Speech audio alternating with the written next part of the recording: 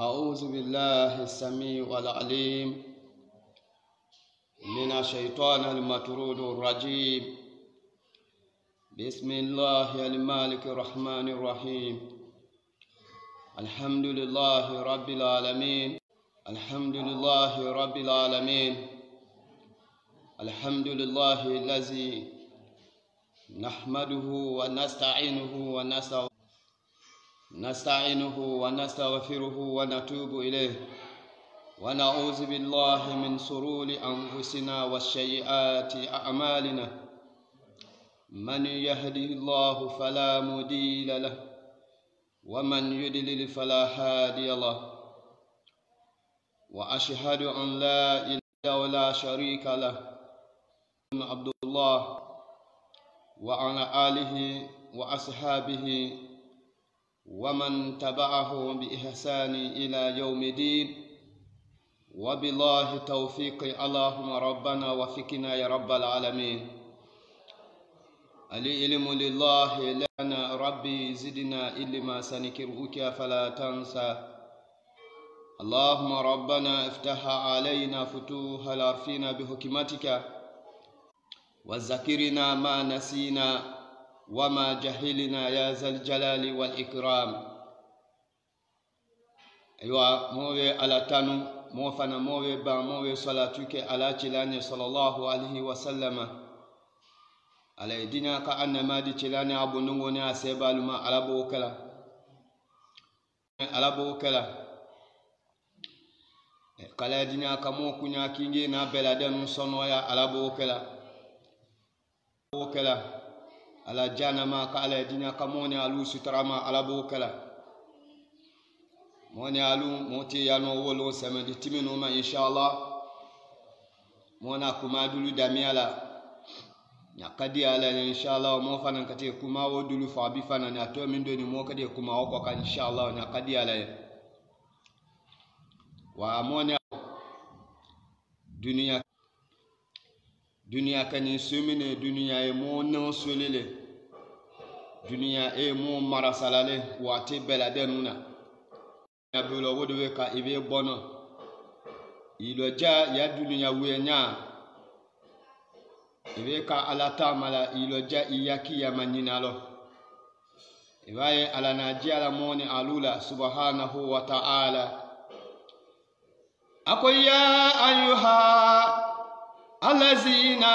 آمنوا لا تغرنكم الحياة إن الشيطان لكم عدو مبين. لا تغرنكم الحياة الدنيا أمد نفننا دنيا نما يميني هل ومن نكاكم دنيا نكاكم هل ومن نكاكم دنيا بنا يكملني هل ومن نكاكم يعملني هل ومن نكاكم موني علولا بلا هيك بيوبو عربو ولا يغرنكم بالله الغرور. نوني لا ميغني سويتنله هل وفنان منوني كوتنوكم موني علو كونينا بالله كيبيوبو علابو إن عندو سويتنا كني جولله لكم موني علو ادمادو كينغي نابيا سويتنا اجويا لاني بيبدا kala dina ka hina mola ala bo kala komo mola jasuite ne kanani moma de komo mola halimu mabiya duniya ko halima duniya ko ta kas wado we kala kiyama tabudo noni la duniya we nyawu haliwul mamoni aluno kamo bubo ala do motena to ayade mo kate mo ko sila bak kiyama kata ala so kinge na bela denuma mona timina minno dunya ani mona melu bara la dunya akaka kerale ba wala makaka ko jone ba beladanu aka de beladanu kinge na kwande bola kilingele kabeta bia itapila sida mini boka ewa ma kuma ebu la mi de ko ka wole falaki kafo kula uzu birabali falaki min sharri ma khalaqa wa min sharri khasikin iza waqaba wa min sharri nafasati fil uqadi iza abuila we koka me mona kuma mi de tala wolon wo kafo falaki wo kuma lulu wala kono nyamanyina skeno molo kuma kan kine mani bene kafo ali falaku kuma kan lulu mina suela lo mo ya kine mani e janga tamine alo beni si be wulenye mo we timi wo kuma lo mo we wala wala mo we mo talo ni fandia wo fan ele li je konde ba bitu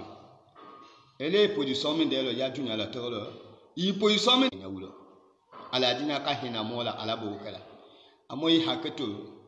résolé mo so la mo wate no min ni ladine amouvement din kagbere ay résultat to la wate dula mais hali wo kake aba to la abiala kala dina ka hina mola ala bo kala mo hamiya be kala dina ka bela dem sono ya ala bo kala abe ko sebi ngatamino ani amo fiana ka ni jitile mo be basibi nu tala mo a kwa valide ni ale mu wa fila soso don mu wa fia soso la we fanani kete biala fi hazi alibiri ila ni kolomi kono gadan kiyamasini wa yakunu alayhi hazi shakirati mi fanagati la kwatu alayhi ila ni mu wa fia soso de we fa koka gadan kiyamasini itoni wo mu wa soso ya bune ma hata ya mutu ana dunya lo to la tene hata ya mutu halima fale mo kana sayaka wala mu yatubu ale modu matube we wa soso la afana matube kotulu min zahalika kabo ila ni bare subima katasi fo aya sayaluna ale mu wa fia soso la aga de wule biala fomi ngono aga de wule biala kolo mi kono kiya masini ala dina hena moni alula ala bo kala ala mo makoto ala na mo wa fi ala agwenya kurufula ale alaba mo wa fi ala batu aka wonya mi nyoya ale alabatu lo mo wa fi asoso afana nga wonya mi nyoya fianga fo ya kelo kala le alaka kala dina ka hina mola ala bo kala bala belone de qala allah ala wa bangi taala sakorotani ni alale wakado arabuka alam famadu tiwe kitilatoke ala tabudu ilay sana ima yabulgina indaka alkibara ahaduhuma aw kilahuma wala takuli lahuma ufi wala tanharihuma wakuli lahuma kaulan karima wakhfidi lahuma janaha zulli min rahmati rabbi arhamhuma kama rabayani sagira wakadu rabuka anfamadu nafunyana yafumadunya wakadu rabuka abeiti belu wala ala wa taala abelu wala na luwa milala weleni ala besi yala anasi ya milala wasi yaleni ala be diana bu yala na diana bu ya ala na luwa milala muni alu kwaka alu ya si adideni wo abe kwa alu kana fe bato ila akajina bato de ila akawulo bato de ila amato ila dofananga fulungum bato ila dofananga fe bato ila mafoko moye bato ko iyaho ale ala kimbelela fe bato tisi dana moni aluni kala dinya kamoji mafa alabo kala hajuji akochion kala dinya kawe kamoni alabo kala abe moti se fe bato la mafo moye alale bato ite nafasio foi bato la dunia ni kiyama mafa ala bato ete tono se fem bato la dunia ki ebe fa moni alunya ne abi ya ka fo igbe bato de mafa ne ala afana ka fem bato kala ne ala koka abi wokuma fa be obia aha ana kuma mi de tuna kuma mi ne wenga mena ka fo wu ba fi ala bato ala be wokuru fu nyoya ale ala ka fo wu ba fi ala bato ala na wonya mi na ale ala bato lo ka jira kallo ka fo ko fem bale ko bale fanani ako wabili walidaini ihsanan wa hasinu ani kwa enya bili walidaini anya mu wa filalu la ihsanan nyali ko jele la wali baretama bili walidaini katamu wa filalu ma ihsanan nyali ko jele la wa hasinu amwe wa filalu nyo yasa na unyali ko jele wasinu anyali bareke bil walidaini amwe wa filalu nyo yasa na unyali ko jele la ale aynya amwe wa filafanana ma abi atena na lokunyala fese yabuligina endakal kibara ma endaka kunyala mo fiya mikingi na imu wa fiya mikingi na wakati sela chamo baya ma endaka ile moni bara au kilahuma wala ma amo fiya doki wakale ka chamo yala endaka ile moni bara mo fiya mikingi na kati sa chamo yama mo fiya mikingi na kati kuola kasa ya chamo ya watema wala makasa ya misuko ya watema ele dombulo ilo alama ek amofia dokini kiesa kientubu ilo amofia kake ele moni bulo aladina ehina mola alabokala fala takulli ku halima ufi kuma fala ma mi wafia mada ama ila kuma we motolo sa ama ya kuma gbeyani amba ila kuma wobe motolo yi o mi wa ni we o gba mi fa ni we e kuma kolone le kuma mi junya ni afana kuma le juru musio la kuma mina kala dinya ka hina moni alula alabo kala ala wala tanharri hali malaba folika o homa imwe wa fiala de wa kulli mimbe ni kule kuma kine la homa imwe wa filanya kawula ebe ka kuma la imwe wa filanya kujani jani yeke kumalele karimau niwo kuma sono yani eke famaji kumalele eke diebunya kuma wala tane hari halimala gbafolike kuma ikimwe wa fiala batu ikimwe wa fiala gbafode kuma nyaloba babare nyaloba wala ma jabili kenyaloba note ekete biya alala kala dina ka hina mola alabuka wakuli ala min bani la for rabbi ya ndiwe ala arham ala jani ihena huma mwi wa filala kama ihena mwi wa fiala konyale rabaya ya kwa afia mana la soni kanyamima ni nedomi sagira genya maliala lo sagira ndetini nyalo watemino ana hinana kanaso lasoni hinande ya mina ala jani iwo hinande ya suke mwe wa filanya ima atafe wala katimindala ala idinya ihena mwe wa fiala yako ana nasona nyamima ihena mwe nedini nasona nyamima ndiye dini nyalo watemino ihena ala yako wobu nyasuma kumami ninyi kama nyati afolo ala le kubekala me ya dunya la bo sabu we alule ya mo ya sabu fana we alule ijema famino we sabu we alule kala dinya ka hina mone alula alabo kala hamalatu umuhu wa nahu ala wahani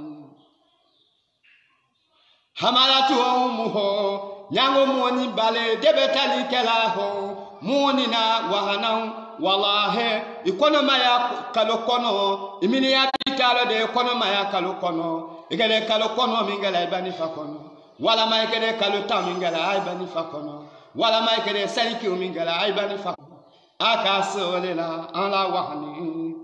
kala fanani de matiya so kwaka kono maya gulu keto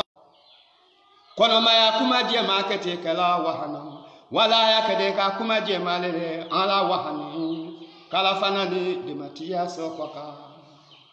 ebe ka kono ami suba watemi no kadami ay kono tama miliya biya wala madima kadami ay kono tama hali katolo katasi emwelila duni fomi be diala elenya kono bakati hajuji ko cin kala dina kawe kamonya alabo kala jima fa ko cin ka ala dina kawe kamonya alabo kala na we fase na kuma dami alongo ai haketo ma rezo bi mi manibi abeni dada rezo talale e nale wa kuma adu almu'minuna ala surutihim mu'minu ya sarati kane ma watibe fo mo lahidi ma fasibile bi mo forase mo ay forase le ni fo mo na anobi kana kabibalu no ya minge kala dina kanwa ya mo so ni rezo ka ala ta ka amakono wodo ka akati abia la kotumi a tale la ni kabia aba tala ne buye makono ni ke doni o ka abia bana nanyini na mola membo abe fana ni fe ayalo mo wo biole ma no ni bibi minoni damanda jama bala ni kutena na seto ka ni kabia lebo jele la ado inshallah kala dina ka ala timi mo le keralo ala bo kala ani fana ni telephone mi mo be yalo ka ko na jia ni ma wolo na mo débrouiller la le téléphone mi na no te téléphone ate garantie ni kala dina ka mo haju don ya kuma na mo so yatinga wedia awe imwe wa fi akete bareka la wo bi onyale ma ele dunu tate wo bi onyale ma duni fomi be diala ele don da ba ko no lo forasele ba akete wole duna wole ke dia ka ma we ka fo wole ne na wobi yalo duni fo wole loye don na mi akon duni fo ma dianye ni ba ka wodun wodo ka tena na woduna yayi a kun no ku woku etano ta wokola ba mi dele de ba fina boloye je ajosu la wodo ka e adamade ekonoma yakate sobu suwema fomi ba diala fomi bi le diala konolo akate weduna wole lo bati ala wole no kati ala yama welo ko konoma kwa no yasia konoma anu yasia konoma anu yasia mi akono kala dina ka hina mola ala bo kala ele wo konolo ye yakabina la tabe kayene mo kunya be kala dina kabela de musono ala bo kala iya kamina la ta be kayene iya jila si be kayene min vana mi dia la kete wo be kayene ko wi dia la ya be kala ba ko no lene wo ka toro ya ko susu la kete wo be la da mi ama fo kala kono e wo bi ma e jini jela iko e ndiya bare tatu timide mi wo tatu famille wa bare fana titimaka kala dina ka hin famille be kala dina ka bela de no sono ya ala bo kala ala ko we ma na we ma fena ala wala tani hari made ijani jani imili ikono tanyama kata sifu sueluna ifana emili ya demeti ya Kenya ma hali kata si ya moya lo bani fado sonja minati mi awolo bani fado henande ya ko minati mi awolo bani fado mai makoke minati mi awolo bani fado ala ku imili jema imili okuma ijo hali malagba fodi kede homa iloja halimi mwe wa filala bafo imili okoluma kala dina ka hina moni alula alabo kala mohami yabe kala dina kabela de musono ya alabo kala ema ilondi la alati la muhammad sallallahu alaihi wasallam ale na fala asi ba wunya wono asi ni ay balono yala akayukum bi akibari alkabairi kabakum jalane la loni likabakum aluna sebalu la bi akibari la akibari bi akibari al kabairi ilani jurumuba belobumba dila jurumuba abelobumba dila arabu kan fanya mafia iri ale jala ne ala loni yaba jurumuba ba muluye du kono jurumuba ba muluye dunya jurumu makabanu muluye dunya jurumu masiya muluye dunya jurumu baba bele muluye dunya wo jurumu baba muluye jala ne wo jurumu baba ne wo difa anyene ba kabo ale jurumu baba lula kulina siebalu ko welo ko mo belade no na fa welo kino bala nam tunye kumaleni famadu wo jurumu ba fa mo nyewe ya rasulullah jilala chila mamadi we abe jurumu baba we adi fa mo nya chila kala dinya ka hina mo jurumu ko tala de jurumu baba mulu e wo kondele lo wo ba fi asoso ala dinya e hina mo la ala bo kala mo kunya be kala dinya ka bela de musono ya ala bo kala seba be ko welo kine abe tila mo mandi abe wodi fo mo ne ma fia pesale fo jurumu fia pe ana mi fa ajuna aka ni dele abe ali siraku billahi wa unqukum al walidaini aka jurumu fia le fo ali sirak abe wele fia nga fo yalo billahi ala ta'ala faka wele ti kaka fo ala ta'ala ma wele folongunu batolo mala he kaka fala ta'ala ma wele jili kunu batole mala beti gela yala batola tigbe batola ali siraku billahi jurumu baba milu edu kono ala jurumu chunya no milu edu kono jurumu masia no milu edu kono jurumu makaba no milu edu kono abe wo jurumu makaba no gete wodile fanya ni ajuna wa ali siraku billahi wala fiana kafu billahi ma afiana we mindele ukuku wali walideni ani alabuka abe wa ukuku wali walideni ani wele fanani ye mwe wa fila sosole abe afiana wele we wa fia sosole kala dina kamota mwe wa fia sosoma alabuka mo hamiya be kala dina kabela de no sono ya alabuka ana na kuma mi de tuna wala ko abe rangima anfu raju rangima anfu ana ofa sinya saba akwa rangima anfu abe munu egbolondula rangima anfu mo saba rangima anfu mo kuna be boya rangima anfu mo ye tokolo rangima anfu mo makobesa ana wofala salasa marati sinya saba le akakuma minfo sinya saba atuluni inona abe he mo be kuna boya ha mo kunwe egbolondula mo nu ngolo ni ne lula mo kuma diamani na be wallahi mo makosa ni akawo kuma fo kadawo matenoti kuma la dona kuma we robitu min ashabihi kabo chira mo mandi aseba lulo man ale jeneti ye woti mole ikiye afu rangma afu vamadu mu mandini ngala man jene woti lewe ya rasulullah jilala chira mo mandi we jene woti le chila momi ku ngolo ni dula tegonya suoma janga ta sabula momi nu ngolo ni dula janga ta nu ngolo dula suula chila woti ye mo su mi dele woti ye barakala su abi na we lo sallallahu alaihi wasallam ne kisi ale man ale wele mole adiraka abuho ahaduma adiraka walidayhi au kilahuma ana mini momindi bana fana sila endao ale moni bara alikibara achomo yama momi bana fana sila chomo bonzo yama ale moni bara afmo amo fia bekine au kilahuma wala ma amo fia doki abalena to asila kasi achomo yama katale de ndolo wala ma afale na asila kasi ache moya ma katwale de ndolo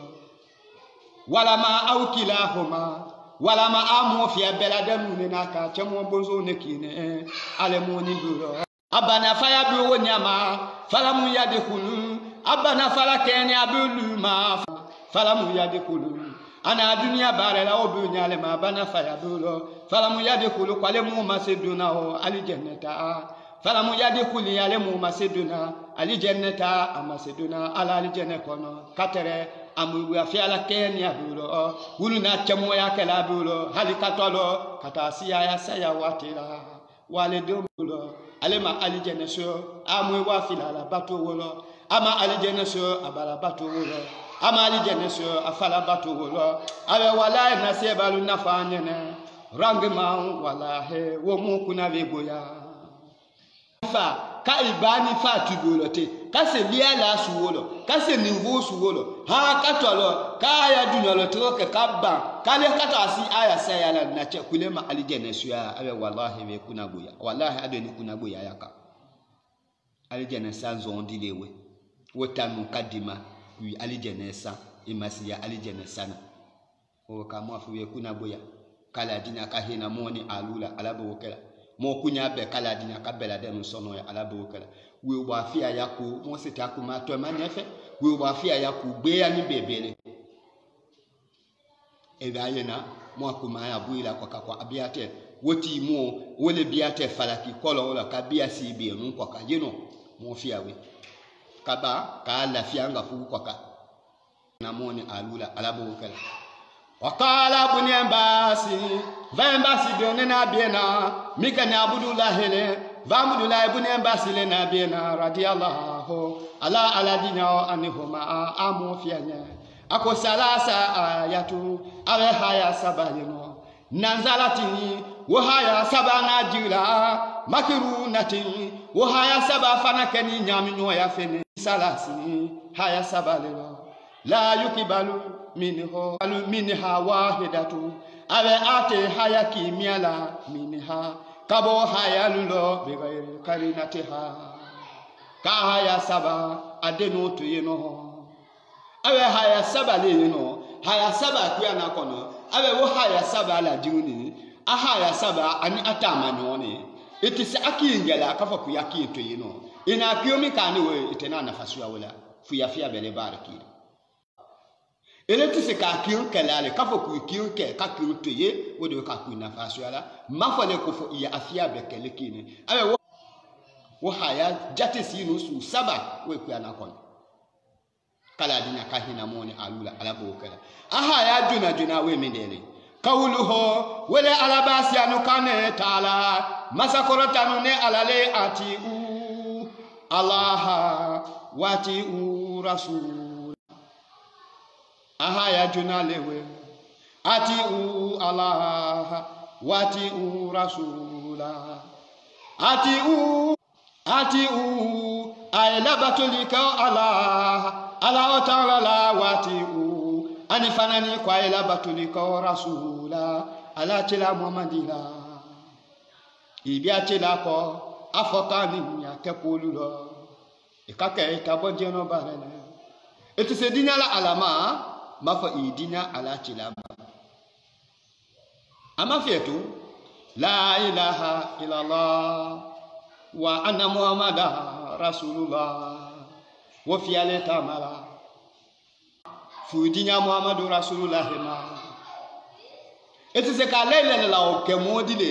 etise ka lele la o lo modile etise fa la ka ko ne be dinya alama etise fa ko ne be ka ala batula dile ka fa ku madina ala chilama jamais wotisekala mo fa bitu yala batowe wotisebena eba yechela Muhammad sallallahu alaihi wasallam ana jeminga siyama na timina wa ma kuma dingi anu tibe kote ani ala kuma kandanola ako ya rabbi yandiwe ala anta ile alamini khalakita yango ile na la dani kala nu isa elena sirina isa la dana mi huheka kabuya surumi fonyera ali e ala ena mi de kala wedi ne chela muhammadinya ala nangule na sina isa dana kabo ele ala neme surumi fonyera ele ala ina woka wo dara yale ina woka wo bunyale kawo de sirina isa ma ena mi de kandale afana ngafadiko ako ya rabbi yandiwe ala anta nyangule alamini akhazita ilena lo miali kala Musa sirina Musa kalamaka kakisiani nyona nyangole ni sirina nyanguna sirina Isa lo miala kakisiani nyone afani sirina Musa lema Musa kalamullah sirina Musa kalamullah sirina Musa kalamullah e ala siani nyone ala ina o daraya ano valoni ano bunya ina o dila sedina Musa ma wama e ala ina minde ka wedi ina minde ko ni gela wedi ne chila momandi nya nda daraya wele kala dina kahina mola ala bokala wanta zita nyangule na lo miali kafana hema lo miala elena va Ibrahim lo miala khalilika kakile ala telile itelikile midu kono ala dani fondulo iteliki midu kono ala dani fondulo wala masan kono ala dani fondulo mafa wotelina kala o Ibrahima wala va Ibrahima le wa mali e ala ina mine ka wedi chila mumandi nyawa ala awe ala ni mani ngala ina mine ko kala kuma la sunya bema akabela de munchabi awe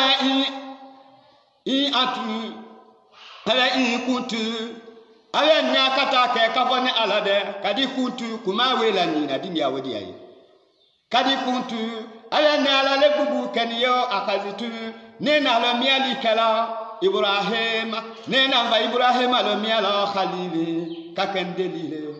wakadi ya khazitu nyango ne ala do ndebe balo miali kala ka nyango mbile chila momandi lo mia habiba kikengani nona fale habibu kanibwa wa asadu wala kula gbele minali khalili katimitelila kanino ya daraya mine kanino ya ebunya mine kanino ya eladianya mine wo kanino wala dianya ni wo daraya ni wo bunya wole fanga ya bu mina delile le va Ibrahima wodo ngani bwale itadara yawe wabo katimi va Ibrahima tawela ave kuma kiodiadu afiana ave ikuntu woni ala kadi kuntu ni ala le bubu keniye akazitu nena lo miali kala Musa nena sirina Musa lo miala kalami kakenzi ani nodile wakadi na wakumano ya kala laho na sirina Musa lo miala kalami kakenzi ani none meneli sirina Musa ya kumano ya wote kala wal hijabu katere hijabu de beini wene alache wa Musa ani sirina Musa cho sabu ina alifu hijabu wa biwe mwe anyono weti tola neni sirina Musa che dia kuma noya la wati Musa fe dia kuma sirina Musa fe hijabu ye moni sirina Musa che hijabu wa Musa che dia kuma la sirina Musa fe wati mino wakadi kala mutu nyango ndobe kuma ni laka be kuma ile chela mo madine leisa hijab afeteni hijabu lo beini ne alache wa beinaka anile chela muhammadi che warafatu nyango be korotalika ka ile chela muhammadila ila ya nana ala fonisi ya lo yano sirina Musa amasedinga subino neni sena Musa te kumanyo yala sena Musa te kadulema nala nena ala yalo na pilasida ndiye kumala sena Musa fe wo wate lo sena Musa etala tu sinina kulule ko katere wo wate lo ne ala fanani nena ala yalo ne bilasi fanana ndiye wo kumanyo yakala sena Musa fe wo wate lo nyango mbile tanikila die samaya kuma sabana we minere awe wakadi khala ikuntu nyakata ke kadi kuntu adogu kanine ne alade ne na alade ni kelaka Isa serina Isa la nela ne na sina Isa la dama miruhe kabone ala sumi fonyero awe ne na sina Musa dana sina Isa la dana kabo wonne mafonye suwolo wana mi de kilenye wakani saka kitu nyango nyala bene na tilikala isimau me todi che laka ele chela momandi nyamin isimi kabon nyango be todi che laka ele chela momandi nyamin isimi kabon ala to kuma muradu yemindela nina kala dina kahina mola alabu kala mo hamiya be kala dina kabela de musono ala bo kala wajalitu nyango vana vekelike zikiraka elechela momandi kofola ma zikiri la yakula al amudi ave jwangi teno kaha ila Allah mafo ila yakulu mafo joya fo Muhammadu Rasulullah fo we Muhammadu Rasulullah kuma fo ave jwangi teno kabo jomi ngeti afa la ilaha illa Allah kwa kuedinya la ilaha illa Allah kwa madinga Muhammadu Rasulullah na lakia zikiraka na la nyango nena korotali kala zikiraka elechela Muhammadu ko awe nango neni kueta kufola wo dare ya la wida te dunya suuma mo kiti safola kafa la ilaha illa Allah mani mo le la mujakani ni mo di malata la sabatili ke birisalika elechela Muhammadu yachele yakola atiba na faminga la ilaha illa Allah ala ki bondi yama mamadi elechela Muhammadu yachela yama ma lam yakbal lam akibini ala wala hende nana mialikala minho wati mola wala ma abarada wala mona dinyala elechela ne alama ati madinya elechela ma ana fa la ilaha illallah amadinya fa Muhammadu Rasulullah abe mbete wati tawoko ku yana kewe mani abe ati Allah wati Rasulullah ati ayela batoli la taala lela bato wati anifanani ayela batoli Muhammadila afaka anaka kulula ala wama atakum rasul fakhuzuhu wa anhu fantahu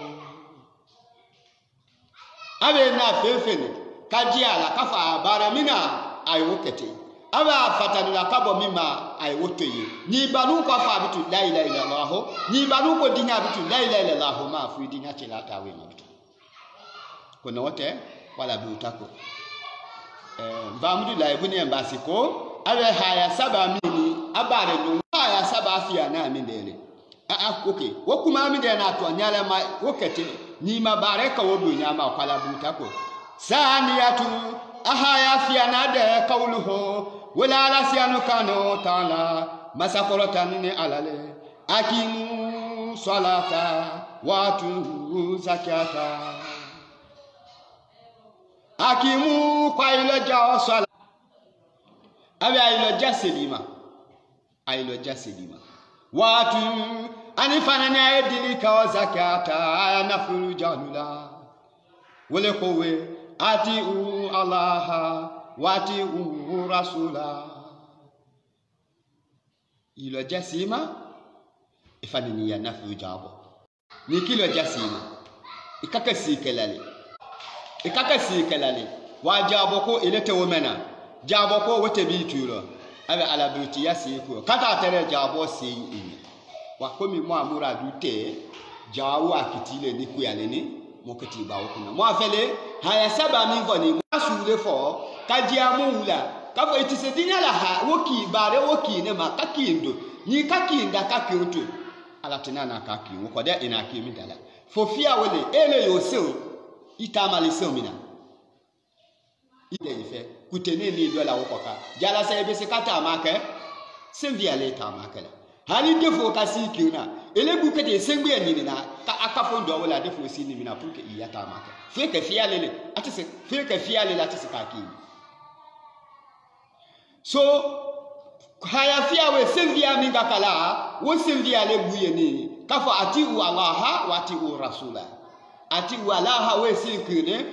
yanale atoka umini akimu salata we sinkin fanane wa ati u zakat wa atu zakata o fanani sofia kafa kuyakitwe haya asaba nawe mindele salisatu asaba nade kauluhu wala la basianu kano taala masakorotani alale an asekurli kala dinya ka hina mola alabo kala kili la wa kiti nzola ay dinya ay kili toye ay kili la do mo we bana samino wo we ka ay kili ke def kili ka jolomino nya imanyalo ajiamu wula aya adingi ajila ikili ke maybe ni ka ke ngali ke kulo kiti di ma ima kiti jolo mi famu me amo ki di betoye kala dinya ka hina mola alabo kala mo hamiya be kala dinya ka bela de no sono ya alabo kala aha ya fiya na weleni awe an weleni ashikuri ay ibalika boka ile adamade ele joni nema balika boka ndi nema balika bo fanani ko li walidayka imu iba filana da ebe na la nema balika bola ebe nema balika boka la be kunya lo balika boka la li na la otana nya yale kunya lo nema kunya lo balika bo sudi fanani ke kotu li walidayka imu iba fila fananya ashikuru ndi wo haya finalewe inema balika boke ne Allah Ta'ala nya ifana o inema balika boke nya ifana ni o sudika emu wafia nya ni kadinya ne ala taoma kadinya ne tafaoma imadinya ibani fatafaoma kwa la buta tawo kode ala ni la bwa dunia wasabu chiu nya wele emu wafia le kila bwa dunia ala ni la dan buchiu we ibani falene bati wa fa wolon katisio eta batiti wufe wolati wufe kata basita kakikwaka kafoko kitinya kiboye ete mo ya kale wala maye do sio nuko afa we mini ndenata dunya abuji kan dota fe bona abuji kan bona la fone tisijie makala na wo watelo tisamakiela kafoko kujie babu ifana datiku wonleri la kafoko kete kuma babu abese kifa abese kakubeke anyami jilo bakadi maba akedu ni fondi la akikana ba ba ya abuja ikano kifa ba abese me ilahi nande yama itoye wakake nima no susule e woke purku kamole wakake sira susule wallahi ibai woke ani fa ido wala kusayika mole ki moya nyanyini kusakuika mole ka jeso e yakulo kusakuika mole kala dina ka hina mola alabo kala ebe ka mole wolo bito ebi lwala wo moya fali ka bito tuwe ka fendile bito wodo ka wolo tukuye ka mo bale mingawo wodo ka bitu kuye ka salamale mingawo eme juku ma chefi abigbe yeso fu banifa amba ko yamasini ko kolon mi to e falaki ko eja kala dina ka hina mola alabo kala mo kuma e falaki mi ngwakani mo kuma be timaka mo wa suja tefo mo wa amangu tufo e nyame mama wa befo amba ku janzale ele mi tajabe di fimbe so bitu fo wulo mo fia amba ku janzale ele mi tadana bali yakadi agbe so bitu fo wulo mo fia amba ku janzale we ko so chela na fala abe ko mo we kuna goya golondula mo mendi bana fana kena tebu na suwo ma abulo ala ka ali haliye ko ala tabia be haliyoro ala kale hali adialo wo watelo hali katolo kata si bani fasa yala wallahi kwa masi alijene swela wala oti mo kwa ni kwa kuna boya ne fifi ala dina kamota kuna boya suwoma ala bokala kuma amini kamone alu ya mafie haya saba amini muona afala muona kumala wiya haya kafo wakado arabuka wo haya wo mini woni muona kumala wiya le kafa ala le kitila toka mo ka moti sefi wa bil walidaini ihsana kabaka ali alata kabaka imwe wafia talanya li tungola ati safa imwe wafia batwede ati se wofala mais lebu hakim mafia bitu kafo ni kabaka bitu ala batwe jone wallahi kanyali ke katibu wafia ma wowe kima foraseni ale nyanyama ni la nyali mati bitu imwe wafia la fuya do ya mane tini imwe wafia la fuya jebeli le tini imwe wafia la fula sosoli le tieni bitu imi wafia la yalo bitu yala batomi ma wote ko ma ko ndebo ijela siko mulu bani fa wiya bi luma ala na mulu hadiya kala abana fa wiya bi luma ala na mulu la diala abana fa wulu ya bi luma e bani fa biani bi luma e makutala e bani fa biani bi luma ya fere tesama abe kasi ya femina na kanela fengi kibi de demvu safu kamena kete demvu safu kama ala ma elefana ni yakuma yasi ya problem yasi ya katimi ngule na kalo kono ngala yi kasi da tawo sule ma kalo kono i ba kono be kasi ya mi malumina lere ni minute be ko e woni ni be le ko ayo do no ta fo te l'envia ya kono wate mi e be ni tawala kala dina ka hina mola ala bo kala mo hamiya kunya sono ya kala dina ka we ka moni ala bo kala e be ka afel luma abi ki ko fiya ni sabani nani kala inongo no dinga alla ma wakili ya siasa Emiliabi jere tie de matiyalo wa idinu tie wati mina tie de matiyala wati mina niwe tie abi wati mina niwe makaki kumaki inde swela kafo ya fa ale katema wa ikafo ofo kema abela mia ale wa tafia ni saba fa la bitu enye bi ko be ke mo bale bi je ne mo le bele du kono ya ma ilaki ma kili kuna bo ko kawo funyene kuna bo wa ko kawo funyene ala na fanga ku ana kono kafo inna rabbaka la bil mirsadi ina rabaka ayan fama du nafunyane timindo ala la bil mirsadi beita tinyalike la bil mirsadi beita dianango woke la bil mirsadi mi keri di ala fana woke ina rabaka mi di ala nyami maitama wonyama kukwanyalo masamido ala la bil mirsadi ala be makono karifuri lajo akati mi ala jolo mi kiyama sini imakono na wo mi ali tinga ho afana ngati mi ala jangata mini imakono na fana ho jangata fana ate fi wala merci ni jo ka be makono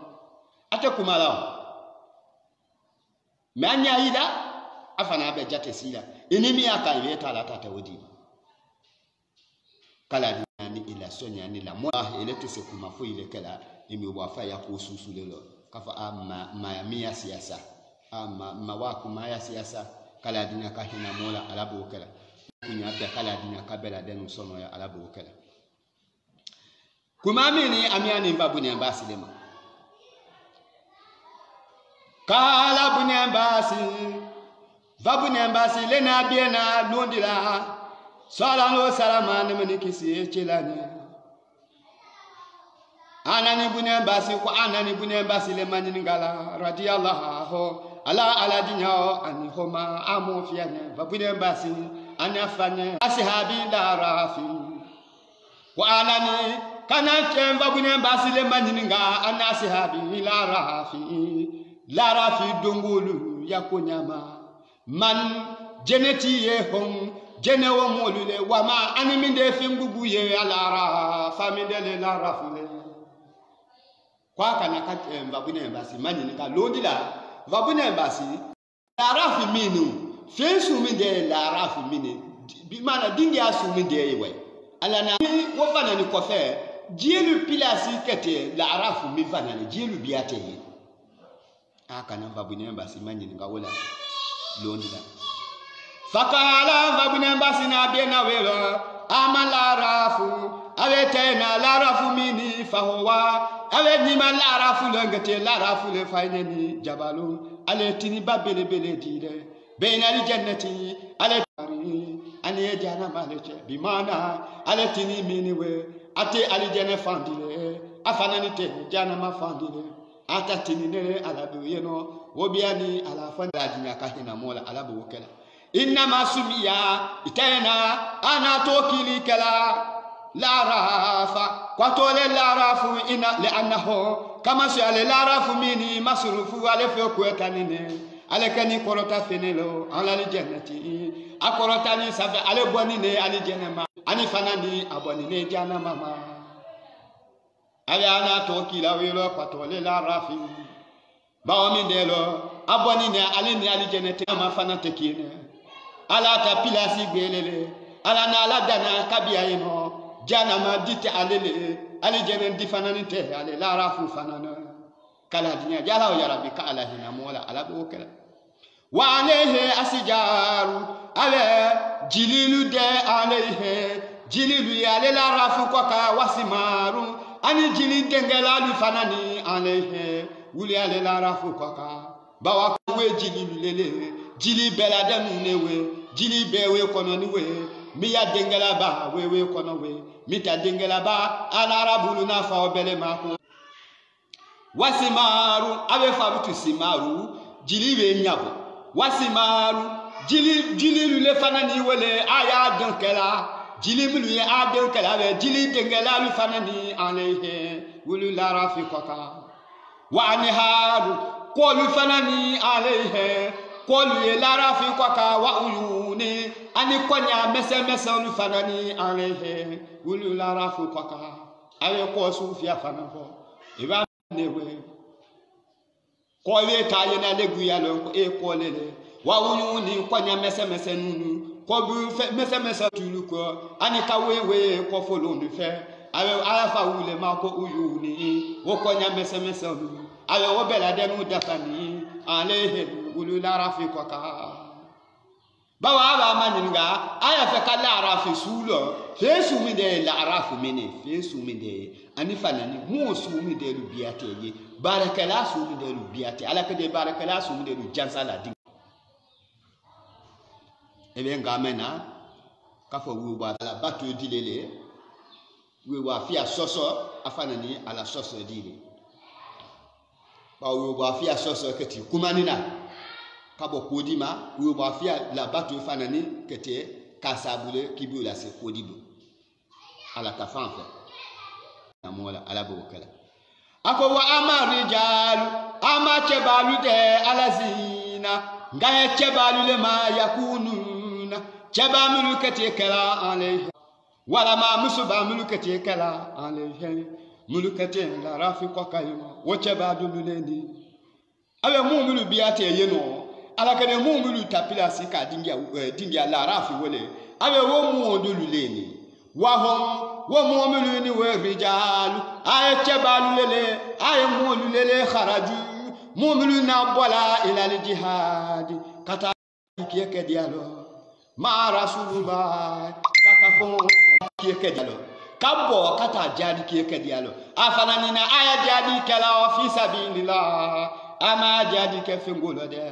ama aya jadi ke jeje afanana mafo ana aya jadi fanakala fi sabilillah ana kala Allah taala silalelo amo kumami mafede ana aya jadi ke migala ana aya jadi kala wallahi ana ka ala le koso afana mboni ala jati ninu koso afana nuboni ala dinyama ninu koso akata jadi ke mafoki mbisa amiliate kafo kwa aboni kata tono le su ya jadi ke kedi ala atani we ko la wala madara ya gele su la atani we ko agugu tani ala le ko fi wallahi amiliya gbeni fi on kalo ala bulubulu susu tanyama awe aboni wobu nyama kata jadi ke kedi ala ala dina hina mola ala bokala bi ghairi izni bihi me abo watewe kata kieke dialo bi ghairi ridwa abaihim amake wa umahatihim ani fanani amake fanani ni abalu ya dinyamani nene me ata ni jadi kieke dialo no ay kala lomingana amalla ni aba afa ya dinyama kwaka afana mala ni aba ya dinyama kwaka ana aba ni afa sosale abetala jadi keke dialo abu nyama kalo ado tani ala le kosofi wallahi atani ala amuktu malo kuma mina bini ya aheki ma mafia bebeke madema ele denjani madema ele dem ala na sedi tala kadi ilemima ihaki biya kuma mino de ikuma mafia ana bola kata jadi keke dialo wallahi atani ala le koso me aya bo maka aba ni afa lo adinya mali aha minde na ka wolo bitu itwema lo nadi fakutilu afana tani keke dia ofana no fakutilu akata kada keleke asebe jele la fi la keleke fil jihadi jadilo asebe jele la akata afana kata keke asebe jele la akatu kelelo kala fakutilu akata kelelo akada keleke nya jele le ma fakatalu afanani qawmulu fa jadi keke wolo atu ni kiyewe fanano alla ama bokero alu fana katokielo me ana jani aye fo asamino ana kie fana nikela ani ala jele la abo ni nata mima ala kulo afana tani kie kela won nata kunele ala kulo niwe ala josule niwe ala kiwande ya josule niwe ala ensenye josule aka kereke asebena me ato ni kie welo alu fana kasa kie wolo ala maka kafa alu kwasi kabo kie wolo amoku mama fede avec a kieke dialo wallahi ana ka ala le koso ala fana dinya ni ama fi ka fa ana ka ala le koso kala dinya ka hina mola ala bo kamili yaga ni per kalo ala la fi me adu ka ni aba na fa madinya ko ala wulu na ta mi ga kieke dialo aka kere ke asebe jele afana ni na tula kie ma ko si gbeke kana bani fafe ayafahum ومؤمنون على الأعراف أكتي ومؤمنون بيالكي يا مسني على الأعراف كوكا بامين دلو فمنعهم الكتل في سبيل الله عن دخول النار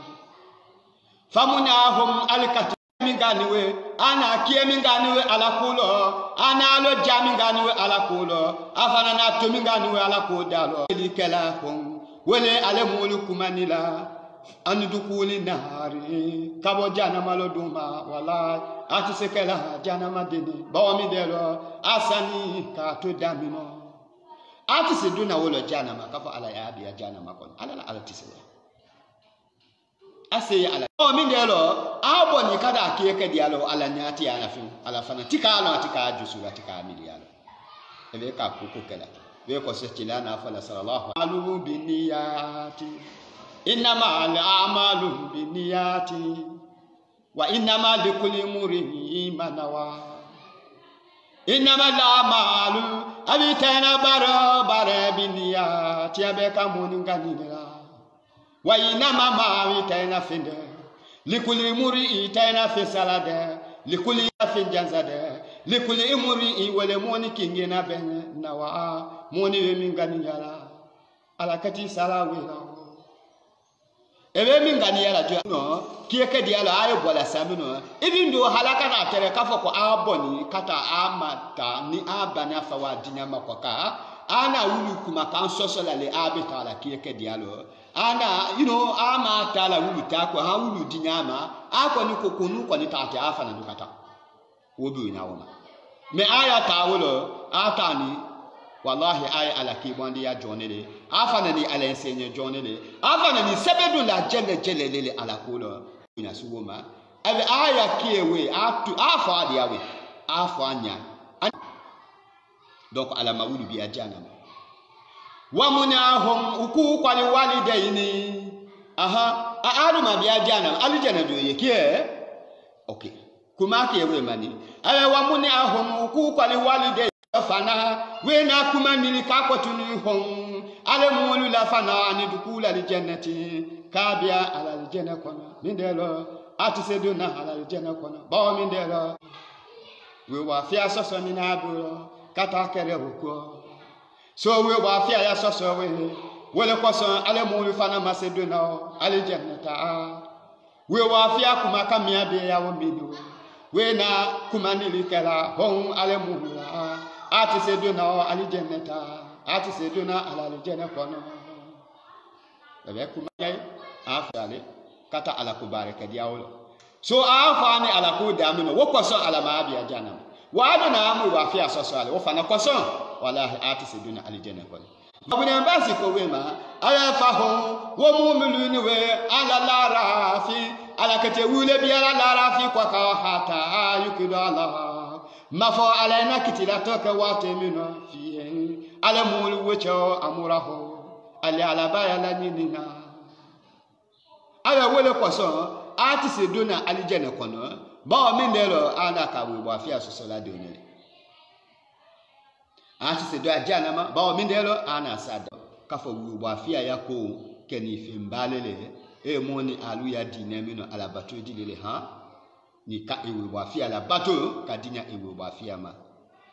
mo ba de ma doluye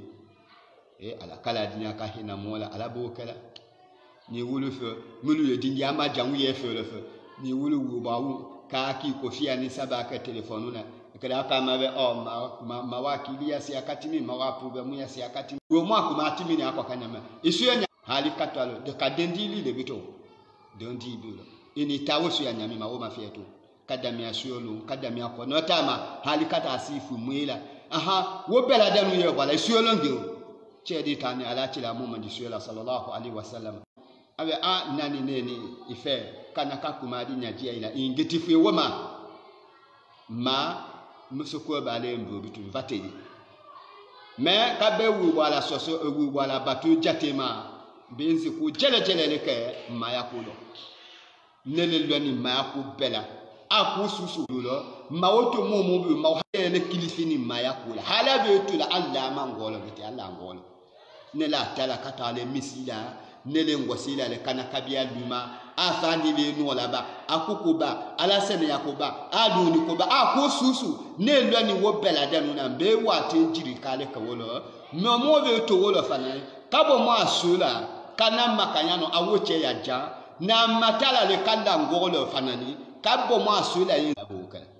abe na matala wo bunyale ma ngolo kamona kana kado amuche malo kumamina de chilaka de jabi akabina ha abe kana kado makanya ale mai ngolo kana katawafu ke kahiyiwe nyanya akonya beke noni ma akobela afana ni ngolo tawafu la memi wo buimbwe sofani maruwa buibe hali kaje fenge tini kulu koka na bela de nukala suitela abe everything koko ya abe ngango si ali fana ni katongolo wo bu na suma kango si ali fana ni ha kata abia fo modi ya dia ala na wekela mu ba ya ko nako ala chela ngoma hache ku bitu kala dina ka hina mola ala bo kala ala chela Muhammad sallallahu alaihi wasallam sadiqul amin ako chenye ne abe bere isi amfana nini ibala we wana fa kami funye ikonoma ya wati golu mingeni wola we ngande woma ikonoma ya siro mina la ibako akasi isuyo la we nakuma ngande woma we isuyo nunko ani la mola sonja ni hamimi na yakulo ani siro mimvana ni na yakulo awe mvana ni ngande woma wopte ha kike mole ha ibi idunya ki sawole bi idiana ngamfa bi dunya idiana ngoka bi dunya alena ka wo sabula abe wa wo mini we ngande wo dikelema abi isuolo ngimbe sa ibani isuola ntiki mpe mimanu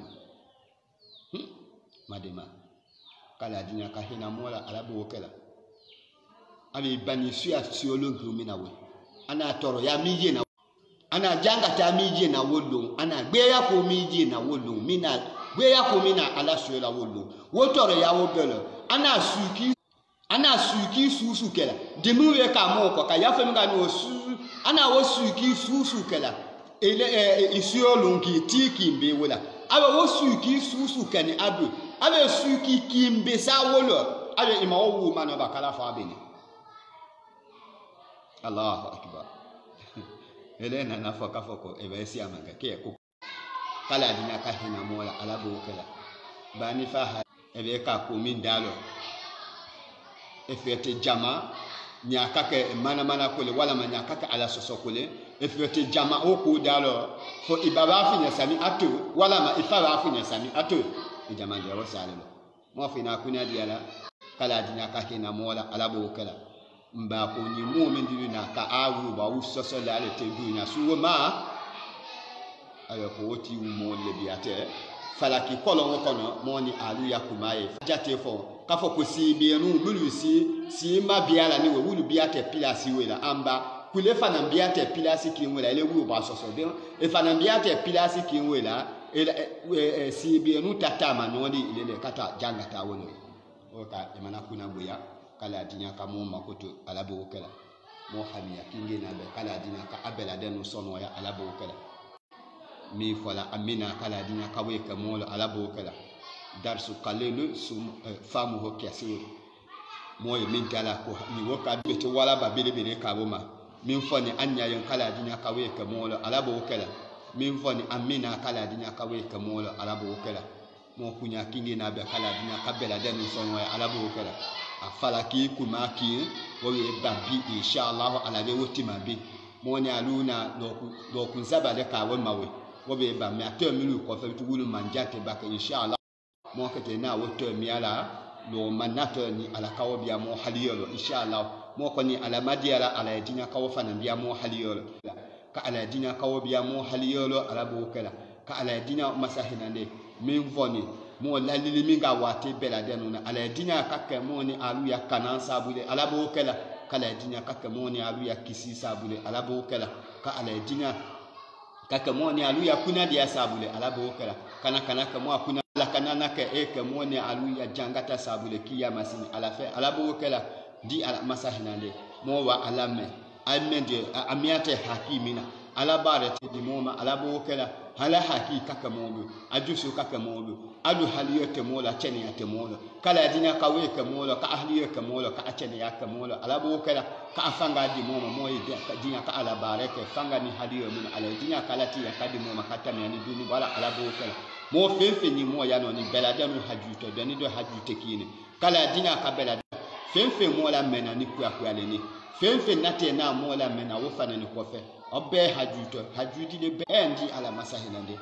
toro ya komi kwa ka ala le kalo be ya komi kwa ka ala le kalo eke dunia fanfa ni ike dunia fanfa ni kwa ni mola mena ni sano ni wala mai nate na mola mena wate nuno wala mai yedo tinana na mola mena fi di ala masahilande ni islama de ne kwa nile kala dinya ka abela de nuta toro ya ko wala wi ka mi be ka here min natala ko ala kane kala dinya ka mo bela de nuta nata ko here wala ti ya ka wodi moma ala bo kala do bela do nune kuma fiya wallahi ile le kalo i here min natala ile fana kalo i siana kominye kala dinya ikake siana kominye ikalo ne malonde wa ikalo ala kalo ko ma dunya ni kiyama ala bo kala mo bade ma dumi wulu boni kwa tato jamana fe di ala masahinande ala mafasilete kanya babene ama siyaso babene kafo aya pilasi mumasho di ala masahinande ka ala dina wa ala kasi ala ka awulunya kasabu bebe di ama ayesi ase di alu lokwa kwa leni kata mi anu duni bo wala ala bo kala mo kunya kingi na be ala dina kabela de no sono ya ala bo kala minu de wesi a pilasi wula sebe ko ugbe ya ni bene siria بجاه ربنا آتنا في الدنيا حسنة وفي الآخرة حسنة وقنا عذاب النار اللهم ربنا ظلمنا أنفسنا وإن لم تغفر لنا وترحمنا لنكونن من الخاسرين اللهم ربنا هب لنا من أزواجنا وذرياتنا قرة أعين واجعلنا للمتقين إماما اللهم ربنا آتنا في الدنيا حسنة وفي الآخرة حسنة وقنا عذاب النار برحمتك يا أرحم الراحمين اللهم ربنا إنا ببابك نكيف فلا تطردنا اللهم ربنا إياك نسأل فلا تخيبنا اللهم ربنا من خوفنا في أوطاننا ودارنا اللهم ربنا ولي أمورنا خيارنا اللهم ربنا لا تولي أمورنا شرارنا اللهم ربنا ارفع مكيتك وغضبك عنا اللهم ربنا لا تسلط علينا بذنوبنا اللهم ربنا سترنا بسترك الجميل اللهم ربنا اصرف عنا كيد الأعداء اللهم ربنا انصرنا على أعدائنا اللهم ربنا انصرنا على أعدائنا اللهم ربنا انصرنا على أعدائنا اللهم ربنا اهلك الكفارة أعداءنا اللهم ربنا إنا ببابك نكيف فلا تطردنا اللهم ربنا فينا فيمن نافيت وتولنا فيمن توليت وبارك لنا فيما أعطيت وكنا برحمتك واصرف عنا شر ما قضيت فإنك تقضي ولا يقضى عليك إنه لا يذل من واليت يعز من عاديت تباركت ربنا وتعاليت لك الحمد على ما أعطيت نستغفرك اللهم من جميع الذنوب ونتوب إليك اللهم إنك أنت التواب الرحيم اللهم صل على سيدنا محمد وعلى آله وصحبه وسلم تسليما والصلاة والسلام على جميع الأنبياء والمرسلين الحمد لله رب العالمين آمين. على من مولا إن شاء الله نلقنا لوما إن شاء الله كلا دنيا كوي دي موني علوما على بوكلا